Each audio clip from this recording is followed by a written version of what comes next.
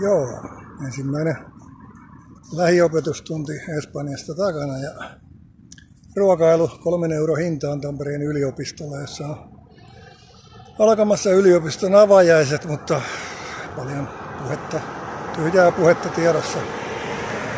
Vatsa täynnä, parit silakka, pihvit, perunat ja niin poispäin. Peruna. Voi sanoa, että oli oikein hyvä peruna, ei mikään kumiperuna.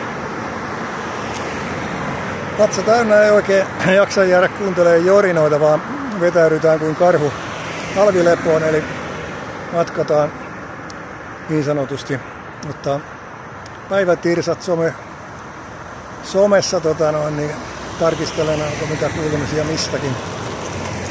Ja, niin jatketaan matkaa hautuumaan ohitte. Ollaan yhteyksissä kuntavaaleissa Valkoinen vaihtoehto, Seppo Lehto. Adios y suerte. Hasta luego.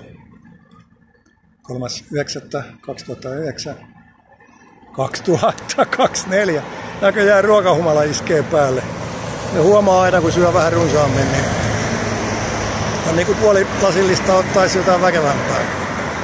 Mutta ei mitään, jatketaan matkaa. Tässä vähän autorenkaakin vie näitä ääniä, mutta niin katsellaan.